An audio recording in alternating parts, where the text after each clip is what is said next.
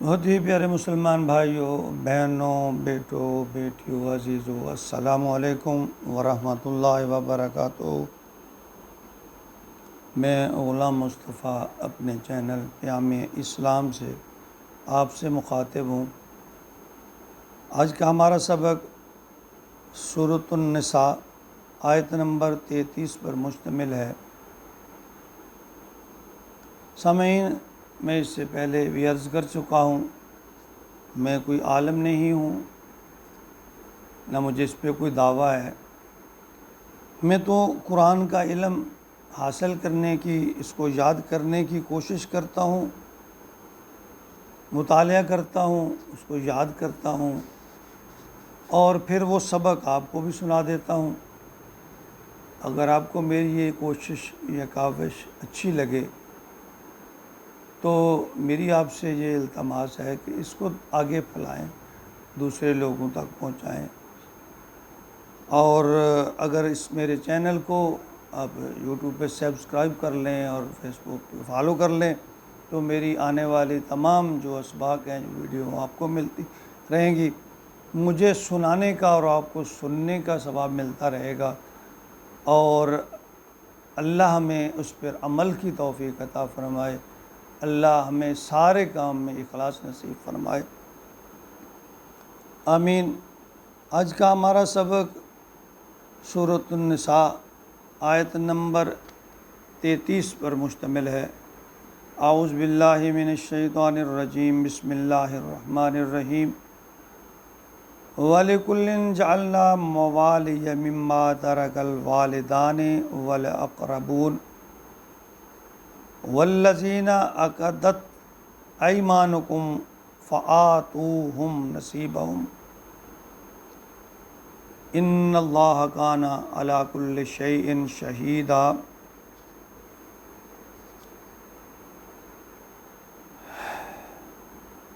اس آیت میں پھر اللہ رب العزت نے قانون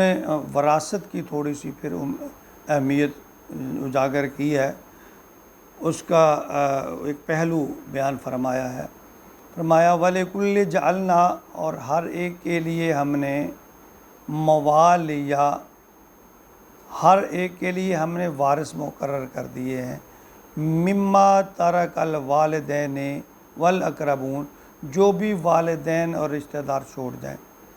اللہ فرماتے ہیں کہ جو والدین، رشتہ دار جو ترکہ، جو مال چھوڑ جائیں، ہم نے اس کے وارث مقرر کر دیے ہیں۔ فرمایا والذین عقدت ایمانکم، اور جن کے ساتھ تمہارے عقد ہیں، یعنی وعد و پیمان ہیں، فآتوہم نصیبہم، تم ان کو ان کا حصہ دو، یعنی اپنے عہد و پیمان کو پورا کرو۔ فرمایا کہ تقسیم وراثت کے جو احکام کے حوالے سے ایک سوال یہ سامنے آیا کہ جن لوگوں کا آپس میں ایک بھائی چارہ ہے، مواخات ہے، یا منہ بولا رشتہ ہے، یا پیار محبت کا رشتہ ہے، جس طرح کہ انصار اور مہاجرین کا تھا، تو کیا ان کا وراثت میں بھی حصہ ہے؟ تو اس ضمن میں وضاحت تو کر دی گئی ہے کہ وراثت تو اسی قاعدے کے مطابق ورثہ میں تقسیم ہوں گی جو اللہ تعالیٰ نے ایک وراثت کا قانون بنا دیا ہے۔ لیکن جن لوگوں کے ساتھ تمہاری دوستی اور بھائی چارہ ہے، تم نے ان سے کوئی عہد و پیمان کر لیا ہے، تو انہیں جو کچھ آپ دینا چاہو دے سکتے ہو، اپنی وراثت میں سے اگر کچھ وصیت کرنا چاہو وہ کر سکتے ہو، لیکن جو قانون وراثت ہے وہ اپنی جگہ پہ قائم ہے، بحال ہے، اس میں ترمیم کی گنجائش نہیں ہے۔ وراثت میں حقدار کوئی اور نہیں ہو سکتا سوائے اس کے جس کو اللہ نے مقرر کر دیا، یعنی یہ جو منہ بولے رشتے ہوتے ہیں، ان کے بارے میں اللہ تعالیٰ نے فرمایا کہ وراثت میں حصہ دار نہیں ہے، البتہ تم انہیں کچھ نہ کچھ مفاد دے سکتے ہو، وصیت کر سکتے ہو، ویسے کچھ دے سکتے ہو۔ ان اللہ کان علی کل شیء شہیدا، یقیناً اللہ تعالیٰ ہر چیز پر گواہ۔ اللہ فرماتے ہیں جو میں نے کہا ہے، جو تم کرو گے، میں اس پر گواہ ہوں۔ یعنی نبی پاک صلی اللہ علیہ وسلم کے دور میں رسالت سے قبل جو ہے عرب میں بھی یہ رواج تھا کہ دو آدمی آپس میں معاہدہ کر لیتے کہ جو ان سے پہلے مرے گا دوسرا اس کی وراثت کا حقدار وارث بن جائے گا۔ اس طرح کی باتیں تھیں، یا کو لے پالک، یا کو منہ بولے بیٹا، یا اس طرح کے جو رشتے تھے، تو ان بارے میں یہ وراثت کا قانون اپنی جگہ پہ موجود ہے، اس میں اللہ تعالیٰ نے تھوڑی سی گنجائش نکالی ہے کہ وصیت کا دروازہ کھلا ہے، لیکن ایک بات یاد رکھیے کہ جو وصیت ہے وہ 1/3 سے زیادہ نہیں کر سکتا انسان کسی کو بھی۔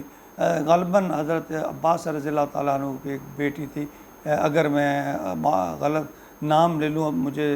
اللہ تعالیٰ معاف فرمائے، بہرحال صحابی تھے، میرے خیال میں ان کا نام عباس رضی اللہ تعالیٰ عنہ تھا، ان کی بیٹی تھی، ایک ہی بیٹی تھی، تو انہوں نے عرض کیا یا رسول اللہ میں اپنا مال اللہ کے نام پہ خرچہ نہ کر دوں، سارا دے دوں؟ اب میں نے فرمایا تیری اولاد، اس نے کہا ایک ہی بیٹی ہے، آپ نے فرمایا نہیں، پھر اس نے کہا 2/3، آپ نے فرمایا نہیں، اس نے فرمایا 1/3 دے دوں اللہ کے نام پہ، آپ نے فرمایا ہاں۔ یعنی اس سے یہ ثابت ہوا کہ 1/3 تک کی وصیت ہم کر سکتے ہیں کسی رفاع مقام میں کسی اور کو دینے کے لیے، یا کسی عزیز و اقارب کو، اس سے زیادہ ہم نہیں کر سکتے۔ اور پھر بعض علماء کرام جو ہیں اس آیت کے جو منسوخ ہونے یا ناسخ منسوخ پر تھوڑا اختلاف ہے، کچھ کہتے ہیں کہ یہ اب منسوخ ہو گئی جب وراثت کا قانون آ گیا، اور کچھ کہتے ہیں کہ نہیں اس میں گنجائش ہے۔ بہرحال اللہ تعالیٰ کا کلام ہے کہ اللہ کا فرمان ہے کہ جب کوئی وراثت تقسیم کی جائے تو آپ اس میں سے دے سکتے ہیں ان لوگوں کو جن کے ساتھ آپ کے تعلق ہے، یہ عہد و پیمان ہے۔ اور حضور صلی اللہ علیہ وسلم نے یہ بھی فرمایا کہ جو تم نے زمانہ جاہلیت کو عہد و پیمان کیا تو اس کو پورا، یعنی جو عہد کیا اس کو پورا کرو، تو یہ بھی تاکید ہے۔ تو اگر آپ نے کر لی ہے کسی کے ساتھ عہد و پیمان آپ کا ہے تو اس کو آپ موقع پر بھی وراثت میں سے کچھ نہ کچھ دے سکتے ہیں، یا پھر اگر آپ کسی اور جگہ پہ یعنی اپنے ورثہ میں تقسیم کرنے کے علاوہ آپ وصیت کر سکتے ہیں، اور وصیت کی شرط یہی ہے کہ 1/3 سے زیادہ کی وصیت نہیں کر سکتا انسان جو مرنے والا ہے۔ اور آگ کا بھی ایک تصور ہمارے ہاں جو ایک پیدا ہو گیا ہے، حقیقتاً اسلام سے اس کا کوئی تعلق نہیں ہے، اولاد فرما بردار ہے نہ فرما ہے، وہ تمہاری اولاد ہے، اور اولاد وراثت میں حقدار ہے برابر کی۔ یہ بات یاد رکھیے، یہ جو آگ کا ایک کنسیپٹ ہو گیا ہے، آگ نامہ دے دیتے ہیں بعض اوقات کسی کو، یہ قطعاً جائز نہیں ہے، اس کے بارے میں حضرت صلی اللہ علیہ وسلم کے ناپسندیدگی کا اظہار ہوتا ہے۔ آپ کی اولاد آپ کے جو ورثہ ہے، جو مال ہے، وراثت ہے، اس میں حقدار ہے، برابر کی حقدار ہے، وہ اس کا اپنا فعل ہے، وہ فرما بردار ہے یا نافرمان۔ ہاں اس میں یہی گنجائش ہے کہ 1/3 کی جو وصیت ہے کہ اگر آپ کسی کو وصیت کر کے آپ کو کسی نے زیادہ خدمت کی یا اس طرح کا کوئی معاملہ ہے تو اس میں بھی 1/3 سے زیادہ وصیت نہیں کر سکتے۔ اللہ رب العزت ہمیں قرآن اور حدیث کے جو فرامین ہیں، جو احکامات، اس کو سمجھنے کی اللہ توفیق عطا فرمائے۔ قرآن کو پڑھا کرو میرے پیارے بھائی اور بہنوں، ترجمے کے ساتھ پڑھا کرو، اس کو سیکھو، یہ ضروری ہے، یہ نہیں ہے، یہ علماء کی ذمہ داری نہیں ہے، یہ ہماری بھی ذمہ داری ہے، ہم دین کو سیکھیں۔ اللہ تعالیٰ ہمیں عمل کی توفیق عطا فرمائے، آمین یا رب العالمین۔